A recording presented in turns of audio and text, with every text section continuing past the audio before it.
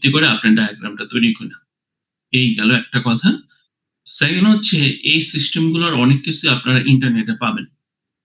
এখন ইন্টারনেটের ক্ষেত্রে যেটা হয় যে আপনার যেসব সাইট থেকে ডাউনলোড করেন ওই সাইটগুলোতে অনেক অপরচুনিটি দেয়া থাকে যে আপনি বুলশিট বা খারাপ একটা জিনিস উঠায় রাখলেও আপনাকে আরেকটা ডকুমেন্ট নামাইতে দেয়। এরকম অনেক সাইট আছে। আবার অনেক ব্লগে আছে যে ইচ্ছামতো আপনাদের ডায়াগ্রাম তৈরি করে দিয়ে রাখছে। হুম? সো এইগুলা কিন্তু ওভার দ্য টাইম আমার দেখা মানে দেখলেই বোঝা যায় যে এগুলা অনলাইন থেকে নেওয়া অনেক ভুলভাল জিনিস থাকে। বিং মানে রেসপেক্টফুল টু ইউর আ মানে intellectual capacity এটা করতে চান না। নিজেরা যেটা ভালো করে পারেন, বুঝেন সেভাবে ড্র করার চেষ্টা করেন। কারণ অনেক ভুল জিনিস আছে আপনি দিয়ে রাখবেন, ইন্টারনেট থেকে নিয়ে নিবেন। পরে দেখা যায় যে আসলে এক্সপ্লেইন করা অনেক সময় সম্ভব হয় না। হুম? সো এটা করব না। আমরা যতটুকু নিজে পারি, নিজে বুঝি সেইটার উপরে করব। এটাই শিক্ষা। এখন অনলাইন থেকে নিয়ে গেলে ও তো আর লেখে নাই যে আমি এইটা এই অ্যাসাইনমেন্ট বা এই ডায়াগ্রাম দেওয়ার পরে আমি এখানে 20 পাইছি বা আউট অফ A+ পাইছি। ও তো লেখে নাই। ও এটাতে 0 পাইয়া থাকতে পারে। উঠায় দিছে, আপনি নামায় নিছেন। হ্যাঁ? এটা করতে যাব না। আর এখানে হচ্ছে draw.io ওয়েব পেজটা দেয়া আছে যেখানে আপনি এইভাবে ইয়ার ডায়াগ্রাম এবং ইয়ার রিলেশনাল টেবিল আপনি ড্র করতে পারেন। অনলাইন কোন সফটওয়্যার দরকার নেই। জাস্ট এই ওয়েবসাইটে গেলেই আপনি ড্র করে আপনি ডাউনলোড করে নিতে পারবেন। কোন সমস্যা হয় না। সো এই হচ্ছে মোটামুটি আমাদের প্রজেক্ট। হ্যাঁ? যেটা আপনারা 2nd মিডের পরে প্রেজেন্ট করবেন। এটা ইম্পোর্টেন্ট কেন? ইম্পোর্টেন্ট এটার উপরে আবার ফাইনালে কোয়েশ্চেন থাকতে পারে। হুম? আমি কি কথাটা বুঝাতে পারছি? জি স্যার। হ্যাঁ। So be attentive. আপনার যেহেতু ফাইনালের উপরে এটার কোয়েশ্চেন থাকতে পারে, সো আপনি এটা খুব মনোযোগ দিয়ে করেন। নাইলে ফাইনালেও রেজাল্ট খারাপ হয়ে যেতে পারে। একটা কোয়েশ্চেন 10 মানে 0 চলে আসতে পারে। এই হচ্ছে মোটামুটি কথাবার্তা। আচ্ছা, আমরা কি প্রজেক্টটা কি বোঝা হইছে? বুঝতে পারছি রিকোয়ারমেন্টস গুলা? জি স্যার। ওকে। এখন মোটামুটি কথা হচ্ছে আমরা কি নরমালাইজেশনটা দেখছিলাম এর আগে? Normalisation. No no sir. Sir. না স্যার, নরমালাইজেশন দেখানো। দেখানো হয়নি। আচ্ছা, প্রজেক্ট সম্বন্ধে আরেকটা জিনিস একটু বুঝতে হবে। এই বুক 2 তে আপনারা একটু খুলবেন। বুক 2 দেখিয়ে দিচ্ছি। আর বুক 1।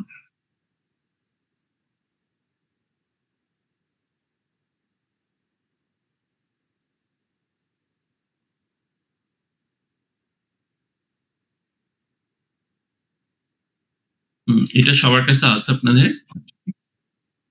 খেয়াল করে দেখেন এখানে ডেটাবেস ডিজাইন। এই যে চ্যাপ্টার 6 হচ্ছে ডেটাবেস ইউজিং ইআর মডেল, তারপরে রিলেশনাল ডেটাবেস ডিজাইন। হ্যাঁ?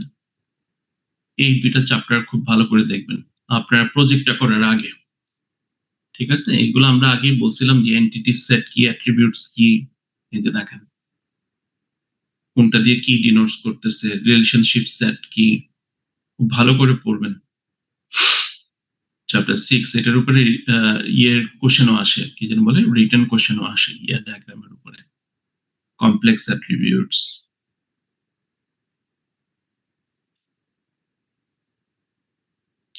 তারপরে এই যে ডিগ্রি অফ রিলেশনশিপ। ঠিক আছে? যেমন 1 to 1 রিলেশনশিপ হয়। তারপরে 1 to many, many to 1, many to many। Hmm? Degree of relationship.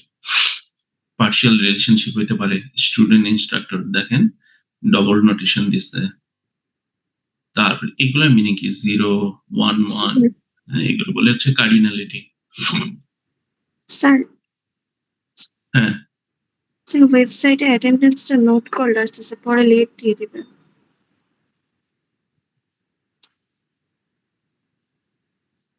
আমরা একটু পরে কথা বলি এটা নিয়ে। ক্লাস চলতেছে তো, জি স্যার। শেষে থেকে কথা বলবো না। আচ্ছা, তারপর উইক এন্টিটি কি জিনিস? এই যে দেখেন ডবল নোটেশন দিয়ে উইক এন্টিটি করছে। সো যদি উইক এন্টিটি থাকে তাহলে এটা কিভাবে এন্টিটি টেবিলে নিয়ে আসবেন? হ্যাঁ? এই জিনিসগুলো ডিজাইনের ফেজ। এরপরে হচ্ছে ডেটাবেস ইউজিং ইয়ার মডেল। টোটাল একটা ইয়ার ডায়াগ্রাম এঁকে এইটা আবার এক্সপ্লেন করা আছে। সো এটা যদি খুব ভালো করে পড়েন, বুঝেন, বা তাহলে কি হবে, আপনার পরের মডেলটা আঁকতে খুব সুবিধা হবে। কাউকে গ্রুপে সবাইকে আগে ইন্টারভিউ নিবেন যে তারা এই চ্যাপ্টারটা পড়ছে কিনা। যদি কেউ না পড়ে আসে, আই উড সাজেস্ট যে তাদেরকে গ্রুপে না নেওয়ার জন্য। মনে থাকবে কথাটা? জি স্যার। আপনারা ভালো করে জানেন আমরা হাকুল্লা পছন্দ করি না। তো যারা এই চ্যাপ্টার ২ টা পড়ে আসবে তাদেরকে গ্রুপে রাখবেন। ইন্টারভিউ নিবেন যে পারে কিনা। একজন একজনকে নিবেন। যদি না পারে তাদেরকে গ্রুপে নেওয়ার দরকার নেই। তারা গ্রুপ মূলক।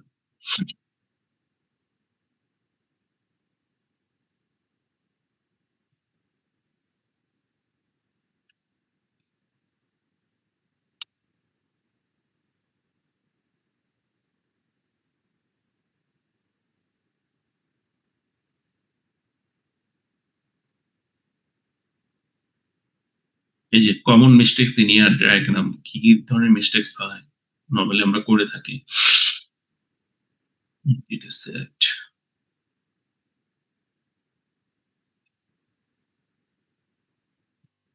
আচ্ছা, তারপরে এই জিনিসগুলো দেখবেন যে কমন অল্টারনেটিভ ইয়ার নোটেশন কি কি হতে পারে। এই যে এগুলো দিয়ে আমরা সাধারণত করে থাকি আর কি। এই যে ওয়ান টু ওয়ান রিলেশনশিপ কি, ওয়ান টু মেনি রিলেশন কি, কিভাবে করে। আবার এই যে দেখেন, এটা ক্রো ফর্কের কথা বললাম না একটু আগে। এই যে দেখেন, তো এক একজন এক একটা দিয়ে করেন, যে কোনো একটা ফলো করবেন আর কি করার জন্য।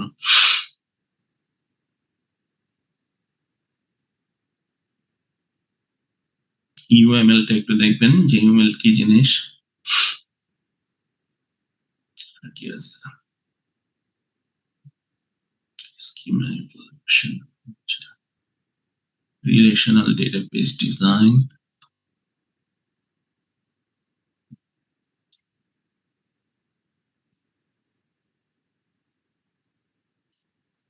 এই টার্মটা একটু দেখবেন, লুজলেস ডিকম্পোজিশনটা কি। ঠিক আছে, লুজলেস ডিকম্পোজিশন। তারপরে নরমালাইজেশন, যেটা আজকে আমরা শুরু করবো আর কি। নরমালাইজেশন কি, ফাংশনাল ডিপেন্ডেন্সি, ট্রানজিটিভ ডিপেন্ডেন্সি, এই জিনিসগুলো আমরা আজকে একটু দেখার চেষ্টা করব। এগুলো থেকে পরীক্ষায় কোশ্চেন দেখা ফাইনালে। Normal form, BNFC dependency preservation. তারপরে একটা টার্ম আছে লিখে রাখেন, ডিনর্মালাইজেশন। হ্যাঁ, এটা কি জিনিস।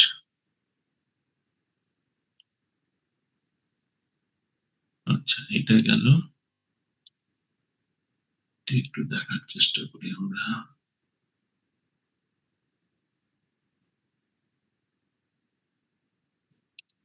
নাই বলে,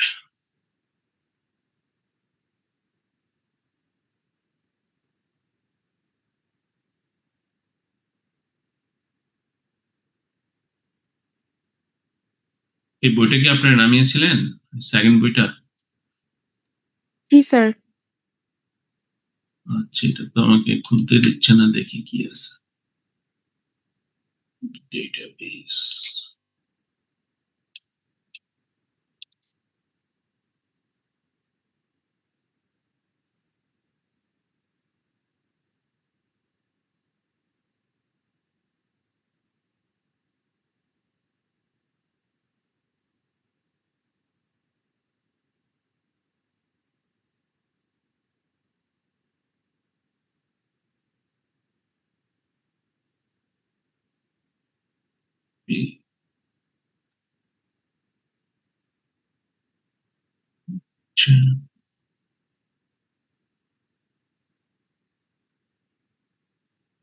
data organization model, database design, database administration, structured coordination model. Or most probably chapter 4 position is 273.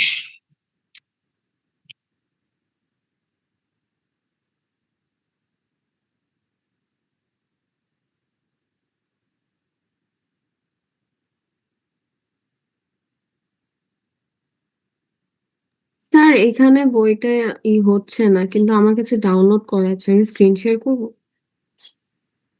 Screen দেখা যাচ্ছে না? স্যার এই Google Drive এর এটা দেখাচ্ছে।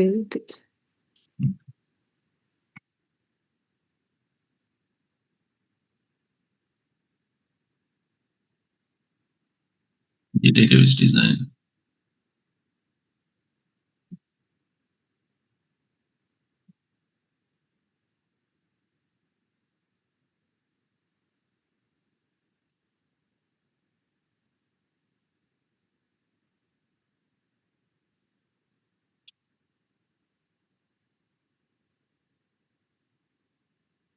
আচ্ছা, what are the steps in the database development process? এটা দেখবেন। কোয়েশ্চেন ফাইনালের জন্য এগুলো কোয়েশ্চেন কিন্তু। এন্টিটি ডেটা মডেল এগুলো আমরা দেখছি। এন্টিটি কি জিনিস, অ্যাট্রিবিউটস গুলা কি, আইডেন্টিফায়ার্স কি, রিলেশনশিপ। ওই ১ নম্বর বইতে যা আছে এখানেও ছোট করে লেখা আছে আরকি। one to one, one to n, many to many দেখা যাচ্ছে আমার বইটা? জি স্যার। ওকে। কার্ডিনালিটি, ম্যাক্সিমাম মিনিমাম কার্ডিনালিটি এগুলো পরীক্ষা থাকে। ইভেন প্রজেক্টে জিজ্ঞেস করা হবে আরকি। ইন্টিগ্রেশন ডায়াগ্রাম আমরা তৈরি করি। ভ্যারিয়েশন অফ আর মডেল একেকটা একেক রকম। দেখেন এই যে 0 দিয়ে একটা বোঝাইতেছে এটা একটা অরিজিনাল। আর ক্রোফুট ভার্সন হচ্ছে এটা, হ্যাঁ? তো ক্রোফুট গুলো ইজিলি বোঝা যায় আরকি। তো এইটা একটু ভালো করে মাথায় রাখবেন। এই যে এটা ক্রোফুট ফুট নোটিফিকেশন কোনটা দিয়ে কোনটা, এই যে ডবল ডাক দেওয়া মানে হচ্ছে ম্যান্ডেটরি রিলেশনশিপ থাকতে হয়। তাহলে mandatory many, optional 1, optional many, হ্যাঁ? এগুলো একটু মনে রাখতে হবে। তারপরে উইকেন্ড এরিস কি, খেয়াল করে দেখেন অ্যাপার্টমেন্ট বিল্ডিং, হ্যাঁ?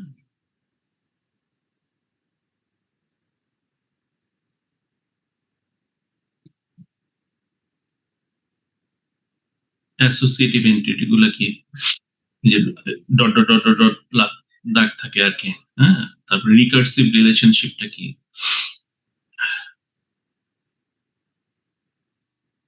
এই যে এটা রিকার্সিভ, ঠিক আছে? যেমন একটা customer referred by other customer অথবা এমপ্লয়ি সেম আবার ম্যানেজারও, এই ধরনের রিলেশনশিপ গুলো হচ্ছে রিকার্সিভ রিলেশনশিপ। তাহলে এইটা আপনারা একদম প্রসেস মানে পয়েন্ট বাই পয়েন্ট দেখবেন। এই যে developing an example of year diagram, হ্যাঁ? প্রজেক্ট তৈরির আগে সবাই এটা পড়ে নেবেন যে হেলথিয়ার সুইটেন ডিজাইন, তাহলে আপনাদের বুঝতে অনেক সুবিধা হবে। কাস্টমার ফর্ম লেটার, যে দেখেন ডিজাইনটা করছে কিভাবে। ভুলেও ইন্টারনেটে যায় না, আগে এগুলো খুব ভালো করে পড়ে নিবেন। পড়ে নিলে ডিজাইনটা করতে খুব সুবিধা হবে। বিজনেস রুল দেখতে হবে। এই যে একটু আগে বললাম না যে কোম্পানি টু কোম্পানি ভ্যারি করে, একই ডেটাবেস ডিজাইন ডিফারেন্ট হয়, হ্যাঁ? বিজনেস রুলস এর কারণে। তো এই জন্য ওই যে আপনাদের শুরুতে যেটা থাকে এক্সপ্লেন করে নেওয়া কিভাবে কাজ করতে বিজনেসটা, এটা হেল্প করে। ভ্যালিডেটিং ডেটা মডেল, কি জিনিস থাকে এটা ভ্যালিডেট করা। আচ্ছা এটা গেল।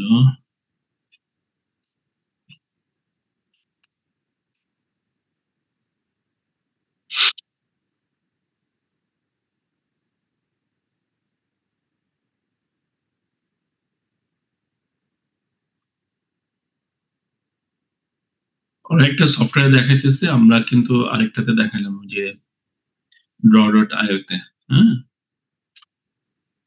ওইখানে করতে পারেন। ঠান্ডা লেগে গেছে।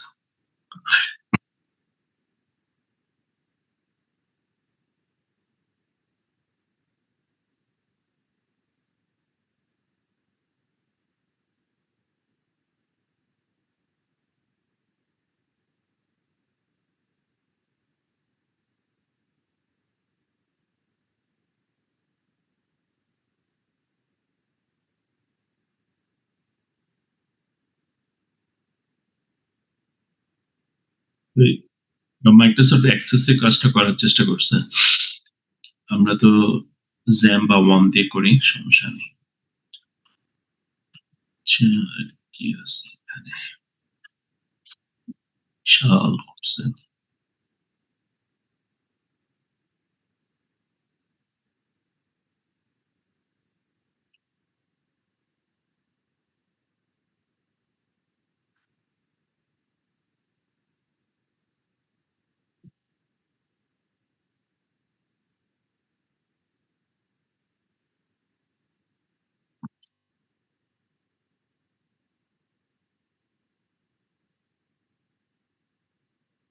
এই কোশ্চেনটা মাঝে মাঝে করি, এই যে দেখেন, how to transform ER data models into relational design. ঠিক আছে, তাহলে আপনার হচ্ছে প্রথমে ইয়ার ডেটা মডেল, তারপরে এটা রিলেশনাল ডিজাইনে নিয়ে যাবেন। Transforming a data model into database design, এখানে হচ্ছে কোন এন্টিটিটা আপনারা কিভাবে রিপ্রেজেন্ট করবেন এইগুলা লেখা আছে খুব ক্লিয়ারলি। ডেটা টাইপসটা কি হবে, নাল স্ট্যাটাস থাকলে কিভাবে করবেন, তারপর নরমালাইজেশনটা ভেরিফাই করা, কাস্টমার এন্টিটি, হ্যাঁ, এগুলো হচ্ছে যে এন্টিটি নিলেন, যে ধরনের রিলেশনশিপ থাকবে, ওইটা আমরা টেবিল ফর্মে কিভাবে আনি। এই যে দেখেন খুব সুন্দর করে টেবিল ফর্ম ইয়ার ডায়াগ্রামটাকে কিভাবে আমরা রিলেশনাল মডেলে নিয়ে আসি। এই যে দেখেন ডিনর্মালাইজেশন, কখনো কখনো নর্মালাইজেশন, যে ডিনর্মালাইজেশন আমাদের দরকার হয়।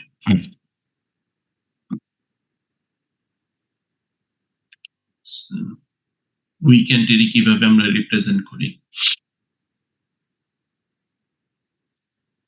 রিলেশনশিপ গুলা। তো এখান থেকে 4 আর 5 নাম্বার চ্যাপ্টারটা খুব ইম্পর্টেন্ট, আর ওইখানে 6 আর 7 যেটা বলছে আর কি একই জিনিস, বাট এইটাতে একটু বেশি দেয়া আর কি, মোর প্র্যাকটিক্যাল ওরিয়েন্টেশন আছে।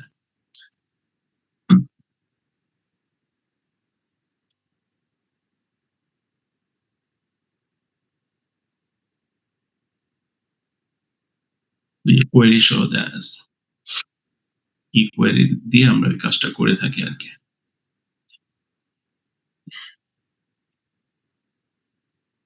এই তাহলে এখান থেকে 4-5 আর ওইখান থেকে হচ্ছে 6-7, এই একই জিনিস আপনার দুটো বই থেকে পড়লে অনেক ইজি হয়ে যায় আর কি। এই বইটা মোর ইজি।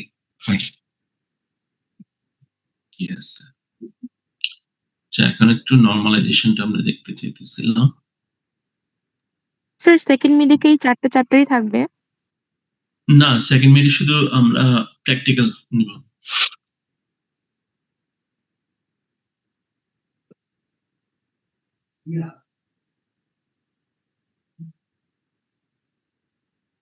আচ্ছা, এখন একটু নরমালাইজেশনটা দেখতে চাই। নরমালাইজেশনটা পরীক্ষা থাকে, ফাইনাল পরীক্ষা, হ্যাঁ। তো নরমালাইজেশনটা কি, যে আমরা নরমালি করি কি, একটা টেবিলের ভিতরে অনেক কিছু ঢুকায় দিতে চাই, মানে সবকিছু একটা টেবিলে রাখতে চাই। যেমন সেলস ডেটা হলে তার সাপ্লায়ার থাকে, তার কাস্টমার থাকে, তার পার্টস থাকে, কোন কোন প্রোডাক্ট থাকে, সব এক টেবিলে আমরা রাখি, হ্যাঁ। যেটা আমাদের ডেটা হচ্ছে যখন কোয়েরি করি তখন এফিশিয়েন্ট কোয়েরি করা যায় না, অথবা কিছু অ্যানোমালিস দেখা দেয়। ওই অ্যানোমালিস গুলা দূর করার জন্য আমরা সাধারণত কি করি, ডেটাবেস নরমালাইজ করি। তো যেমন এখানে নরমালাইজেশনটি কি করা হয়, any relational database should contain minimum data redundancy, অথবা যত রিডান্ডেন্সি কমায় দেওয়া হয়। তো ফর এক্সাম্পল আপনি ধরেন একজন সাপ্লায়ার মাল্টিপল পার্টস সাপ্লাই করে, তো প্রতিটা পার্টস এর জন্যই সাপ্লায়ার নাম বারবার লিখতে হইতেছে, হ্যাঁ। So it's a redundancy. আবার যদি কোনো পার্টস মুছে দেই, সাপ্লায়ার নামও মুছে যাচ্ছে। সো এইটা সমস্যা ক্রিয়েট করে। সো redundancy কমানো, allow user to insert, delete and update rows without causing any data inconsistencies, যেটাকে আমরা বলতেছি অ্যানোমালিস, হ্যাঁ। তাহলে উদাহরণ দিয়ে যদি আমরা দেখাই, যে সাধারণত 3 ধরনের অ্যানোমালিস আমাদের দেখা দেয়। এক নাম্বার হচ্ছে রিডান্ডেন্সি কমানোর জন্য তো করছি, আবার অ্যানোমালিস গুলো আপনার মিনিমাইজ করা। তাহলে আপডেট অ্যানোমালি আছে, ডিলিশন অ্যানোমালি আছে, ইনসার্শন অ্যানোমালি। খুব ভালো করে পড়েন, কারণ অ্যানোমালিস গুলো আসে। তাহলে changing data in a row forces changes to other rows because of duplication, হ্যাঁ। তো একই ডেটা, ওই যে একটা বললাম যে পার্টস এর নাম আপনি কি করছেন, চেঞ্জ, পার্টস এর নামটা আপনি চেঞ্জ করতেছেন, সো দেখা যাচ্ছে বা নতুন একটা পার্টস ইনসার্ট করতেছেন, আবার একই সাপ্লাইয়ের নাম বারবার আপনাকে লিখতে হইতেছে, এটাকে বলতেছি আমরা আপডেট, হ্যাঁ। বা ডুপ্লিকেট। তো কোনো কারণে যদি আপনার পার্টসের সাপ্লায়ারের নাম চেঞ্জ হয় বা তার লোকেশন চেঞ্জ হয়, প্রত্যেকটা রোতে যেয়ে আপনাকে এই চেঞ্জ গুলা করতে হয়। ডিলিশন অর্থাৎ যেটা বলছি যে কোনো পার্টসের নাম মুছে দিচ্ছেন, সাপ্লায়ার ইনফরমেশনও মুছে যাচ্ছে, এরকম কেস। ইনসার্শন তো বুঝি। তাহলে মূল উদাহরণটা দেখেন, এখানে ধরেন গ্লাসকো, তো গ্লাসকো ধরেন নামটা চেঞ্জ হয়েছে, তো প্রতিটা রোতে যে রেড যেগুলো আছে এগুলো যে আপনাকে চেঞ্জ করতে হচ্ছে। সো রিডান্ডেন্ট কাজ। সেকেন্ড হচ্ছে দেখেন আপডেট করার জন্য এই যে নাম চেঞ্জ করা। এখন ধর নতুন একটা পার্টস নিয়ে আসি, গ্লাসকোর নামটাও বারবার চেঞ্জ করতে হয়, অথবা তার হয়তো লোকেশন চেঞ্জ হয়েছে, সো লোকেশনটা যেখানে চেঞ্জ হয়েছে ওইখানেও বারবার চেঞ্জেসটা আনতে হইতেছে। এরপর হচ্ছে ডিলিশন। ধরেন A1 অটো, সে কোনো ধরেন একটাই পার্ট সাপ্লাই করে, হুইল কভার। তো এই অটোমোবাইল রিটেলার সে কি হচ্ছে কি, এখন হুইল কভারটা যদি সে ধরেন আর বিক্রি করে না, সো এইটা যদি সে মুছে দেয় তাহলে A1 অটো যে পার্ট সাপ্লায়ার আছে তার ইনফরমেশন গুলো মুছে যাবে। হয়তো সে তার আন্ডারে অনেক পার্টস আছে, বাট সে হয়তো পরবর্তীতে A1 অটো থেকে কিছু কিনতেও পারে। বাট যেহেতু কি হয়েছে আপনার, যে আপনি এটা মুছে দিচ্ছেন, তো A1 অটোটাও মুছে যাচ্ছে। So it's a deletion anomaly দেখা দিতে। হ্যাঁ, সো এটার জন্য আমরা কি করি, আমরা উই ডু নরমালাইজ। তো নরমালাইজেশনের ক্ষেত্রে কি করা হয়, যে আমাদের ডিপেন্ডেন্সি গুলা দেখতে হয়। তো আমরা রাখতে চাই কি, নরমালাইজেশন মানে কি, যে আমরা ফাংশনাল ডিপেন্ডেন্সিটা রাখতে চাই। কোন ধরনের dependency? Functional functional dependent. Functional dependency আমাদের দরকার হয়। যেমন এখানে B is functionally dependent on A, দেখেন কিভাবে নোটিফিকেশন করছে, এ অ্যারো বি। তাহলে কথাটা বলতে হয় উল্টাটা, B is functionally dependent on A. যেমন উদাহরণ দেখেন, ভিন মানে ভেহিকল আইডেন্টিফিকেশন নাম্বার। হ্যাঁ, ইউএসএ তে এটা ইউজ করে ভিন নাম্বার। যেমন আমাদের গাড়িতে একটা নাম্বার থাকে না, এটাকে বলে ভিন নাম্বার। তো এই ভিন নাম্বারটা মেক, মডেল, কালার সব কয়টাই ভিন নাম্বারের উপর ডিপেন্ডেন্ট। আইএসবিএন বইয়ের নাম, এসএসএন নাম্বার, বা আমাদের যে এনআইডি নাম্বারটা আছে, তাহলে আপনার নাম, বার্থডেট, অ্যাড্রেস হচ্ছে কিসের উপর ডিপেন্ডেন্ট, এসএসএনটা উপর ডিপেন্ডেন্ট। হ্যাঁ, বা স্টুডেন্ট আইডির উপর কি কি, আপনার নাম, আপনার আইডি, তারপরে কোন ডিগ্রি করছেন, এগুলো ডিপেন্ডেন্ট হচ্ছে কি স্টুডেন্ট আইডি, পুরোটাই ফাংশনালি ডিপেন্ডেন্ট। হ্যাঁ, এছাড়াও আরো কিছু ডিপেন্ডেন্সি আছে যেটাগুলো বলে আমরা partial dependency, transitive dependency, hidden dependency. এগুলো একটু ডেফিনেশন সহ পড়বেন, পরীক্ষা আসে। আমরা এই ধরনের কোনো ডিপেন্ডেন্সি সাধারণত আমাদের এখানে রাখতে চাই না, আমরা শুধু ফাংশনাল ডিপেন্ডেন্সিটা চাই। আর নরমালাইজেশনের মাধ্যমে আমরা এই ধরনের ডিপেন্ডেন্সি গুলা এলিমিনেট করে দিই। তাহলে নরমাল ফর্ম কয়টা আছে? নরমালি হচ্ছে third normal form, fourth normal form, BNFC আছে। হ্যাঁ, বস্কয়েড, কড, যে এই রিলেশনাল ডেটাবেসটা যে আবিষ্কার করছিল, বা এদেরকে আমরা ফাদার অফ রিলেশনশিপ টেবিল বলি, যে বয়েস স্কট। হ্যাঁ, সো তার একটা নরমালাইজেশন ফর্ম আছে। বাট আমরা দেখা গেছে যে অন এভারেজ আমরা যদি থার্ড নরমাল ফর্ম পর্যন্ত যেতে পারি, আমাদের মোটামুটি নরমালাইজেশনটা অ্যাচিভ হয়ে যায়।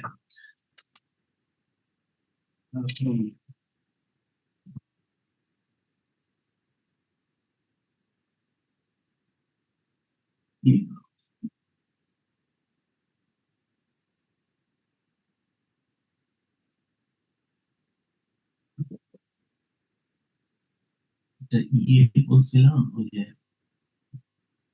মার্কশিটের ইয়েটা আসতে পারিস, রাতে দেয়নি তো, সকালে দেখে সাথে পাঠিয়ে ঠিক আছে, ইমেলে দিছি। ওকে।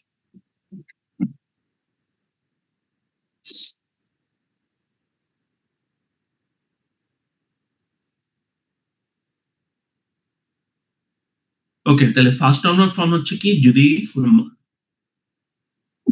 আলহামদুলিল্লাহ, যদি কোনো মাল্টি ভ্যালুড অ্যাট্রিবিউট থাকে। কি ভ্যালুড অ্যাট্রিবিউট?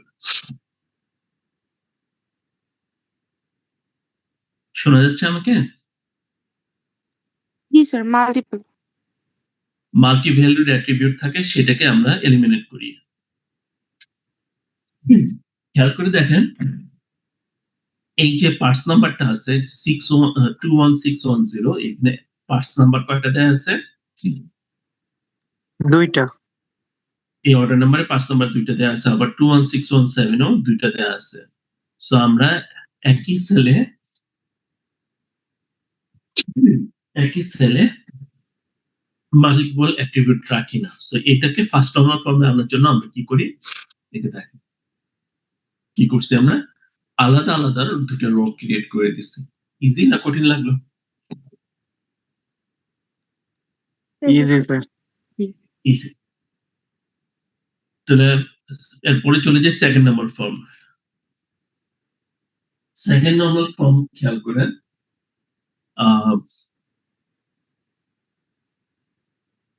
আচ্ছা অর্ডার নাম্বার গুলো আলাদা করছে।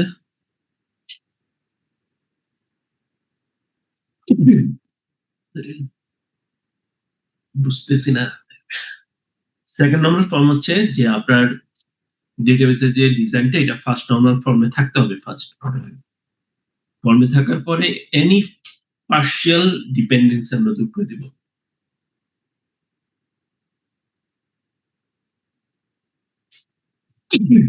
কোন ধরনের ডিপেন্ডেন্সি? Partial dependency. যে কোন ধরনের পার্শিয়াল ডিপেন্ডেন্সি আমরা কি করব, এলিমিনেট করে দিব। তো partial dependency here, there is other way to understand second alpha, that each non-key attributes for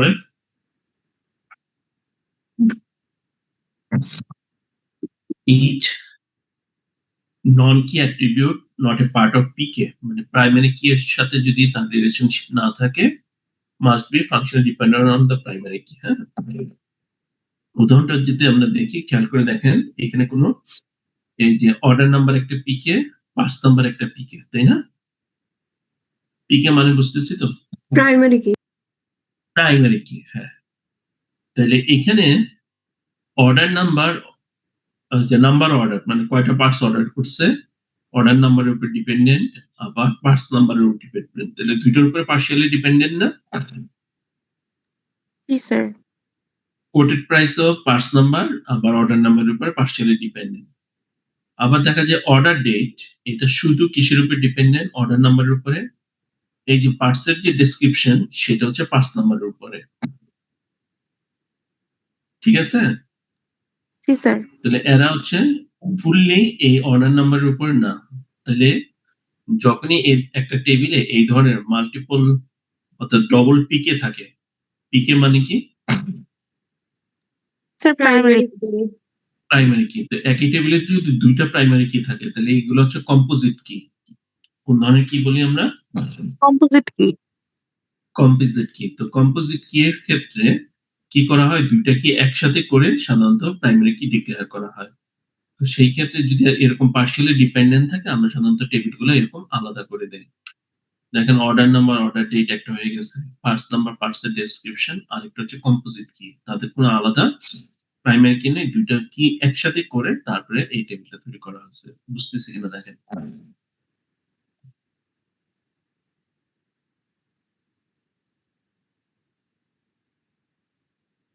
এটা বুঝতে পারছি? জি স্যার বুঝতে পেরেছি। স্যার দুইটাকেই মানে আলাদা করে এরপর হচ্ছে আমরা কম্পোজিট কি গুলোকে আরেকটা টেবিলে নিয়েছি। যদি কম্পোজিট কি এরকম থাকে, তাহলে আমরা আলাদা করে এরকম স্যার কাজটা এখানে করতে তো পারি। অর্ডার ডেটের হচ্ছে ওর ফুল ডিপেন্ডেন্সি অর্ডার নাম্বারের জন্য, তো এটা হচ্ছে আলাদা, আর এটা হচ্ছে কম্পোজিট কি এর জন্য যেই দুইটা আছে ওটা আলাদা টেবিলে।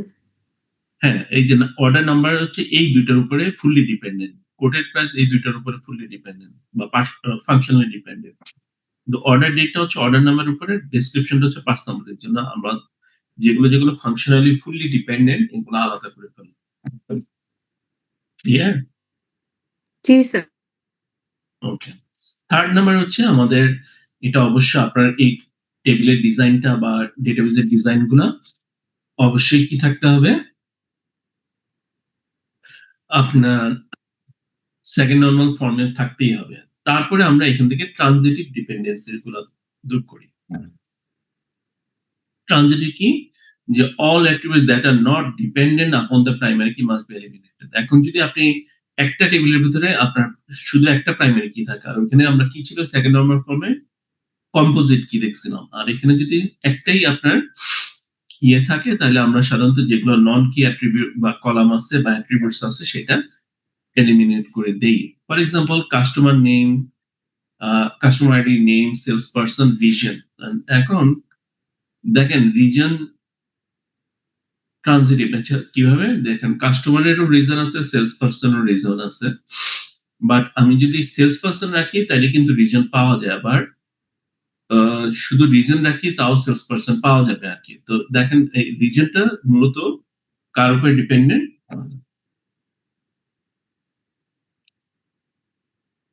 সেলস পারসনের উপর, তাই না?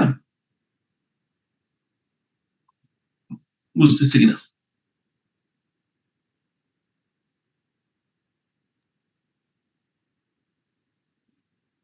আমাকে শোনা যাচ্ছে?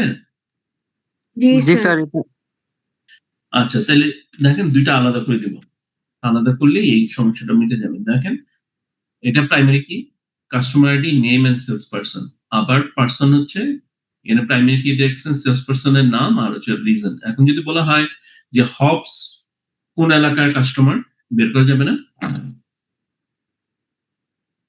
নর্থে।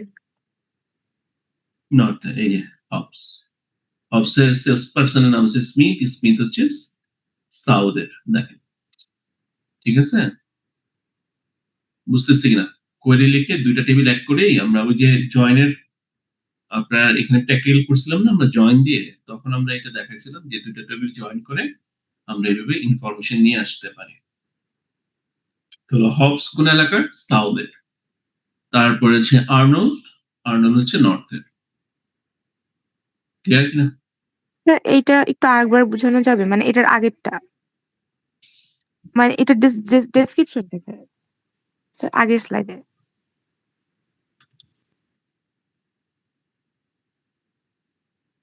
এটা জি স্যার। স্যার মানে এটাকে টেবিলটা আমরা বলি ট্রানজিটিভ ডিপেন্ডেন্সি। ট্রানজিটিভটা কি, দেখেন প্রত্যেকটা কলামই সবগুলাই হচ্ছে কার উপরে ডিপেন্ডেন্ট, কাস্টমার আইডির উপরে। বাট এই যে রিজনটা আছে না, রিজনটা আবার মূলত ডিপেন্ড করে হচ্ছে সেলস পারসনের উপরে, নট কাস্টমার। হ্যাঁ, তো তো যেহেতু মূল জিনিসটা হচ্ছে সেলস পারসনের উপরে, তাহলে এখানে একটা ট্রানজিটিভ ব্যাপার স্যাপার আছে। ট্রানজিটিভ কি, এইটা মূলত কাস্টমার আইডির উপরে না, এটা হচ্ছে আসলে সেলস পারসনের উপরে। তো এরকম যদি ঘটনা দেখেন তাহলে আমরা টেবিল দুটো আলাদা করে ফেলবো। একটা করবো হচ্ছে মূল ডিপেন্ডেন্সি, যেমন নেম এন্ড সেল পারসন কার উপরে, কাস্টমার উপরে ডিপেন্ডেন্ট, আর রিজন হচ্ছে সেলস পারসনের উপর ডিপেন্ডেন্ট। দুইটা আলাদা করে ফেললাম, করার কারণে এরপর জয়েন করে আমরা আমাদের যে ইনফরমেশন দরকার নিয়ে আসতে পারি। জি স্যার, বুঝতে পেরেছি। ওকে, আচ্ছা এইগুলো হয়ে গেলে ভেরি ইন্টারেস্টিং লজিক। আচ্ছা if you are interested in learning topic, আচ্ছা তাহলে আমাদের মোটামুটি এত হলেই আমাদের কাজটা হয়ে যায় আর কি। বাট তারপরে আরো রিফাইন টিউনিং এর জন্য আমরা ভয়েস কোড আনতে পারি, বিসিএনএফ বলে হয়, যেখানে কোনো ধরনের হিডেন ডিপেন্ডেন্সি থাকে না। কি ডিপেন্ডেন্সি বললাম আমরা? Hidden dependent. Hidden dependency. খেয়াল করে দেখেন এটাও কম্পোজিট কি, আর অন্য অ্যাট্রিবিউটস আছে, যেমন এ বি হচ্ছে composite key, C and D functionally dependent, but C কোন রকম আবার কি আছে, বি এর উপর ডিপেন্ডেন্ট, এ এর উপর না, বি এর উপর ডিপেন্ডেন্ট। যেমন কি আছে student ID, advisor, major, CGPA, এগুলো মূলত স্টুডেন্ট আইডি এন্ড অ্যাডভাইজার উপর ডিপেন্ডেন্ট আছে। আর মেজরটা নির্ভর করে মূলত কার উপরে,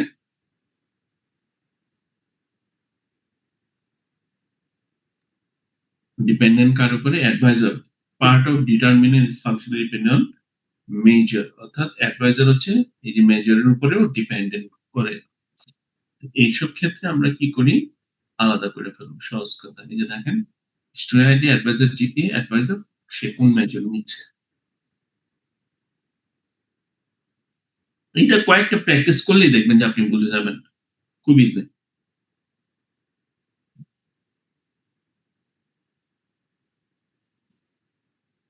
ঠিক আছে, তাহলে ডিপেন্ডেন্সি গুলোর উপরে কোশ্চেন আসে মূলত থার্ড এন্ড বিসিএনএফ করতে পারলেই আপনার আপনার হয়ে যায় আর কি, ঠিক আছে? If that is not possible, 3NF হচ্ছে। In practice, most relation schema that are in 3NF are also in BCNF. 3NF করতে পারলে BCNF হয়ে যায়, but it is best to have relationship schema in BCNF. যদি না হয় তাহলে 3NF করলেই যথেষ্ট। হ্যাঁ, যারা 3NF পর্যন্ত করতে পারে আর নরমালি দরকার হয় না।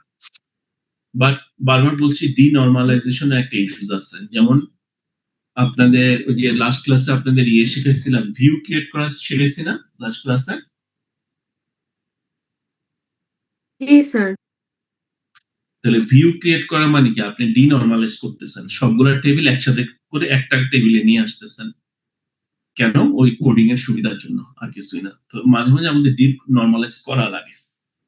আমি কি কথাটা বুঝতে পারছি?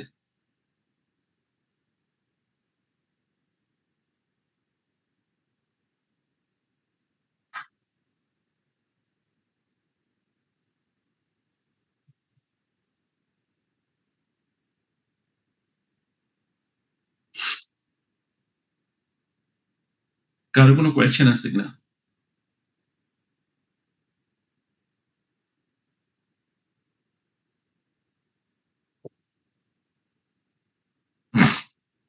সো ফাইনাল পরীক্ষায় কেমন কোয়েশ্চেন আসতে পারে?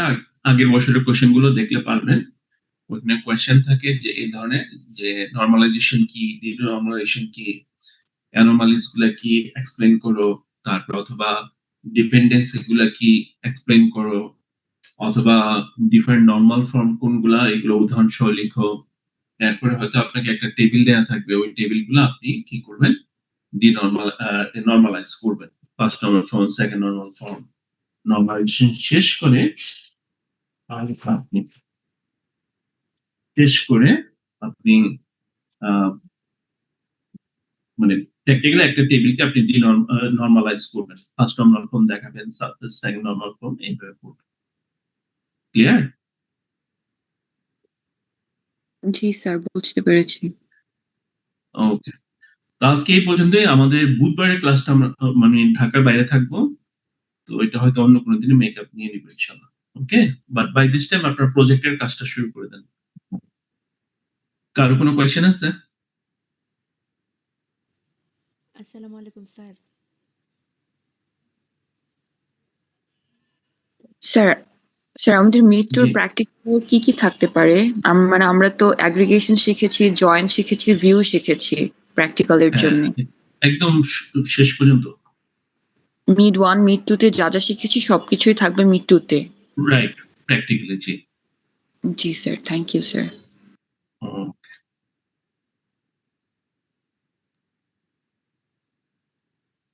স্যার মিড 2 কি পুরোটাই প্র্যাকটিক্যাল পরীক্ষা হবে? জি, পুরোটাই প্র্যাকটিক্যাল। ভালো করে প্র্যাকটিস করেন।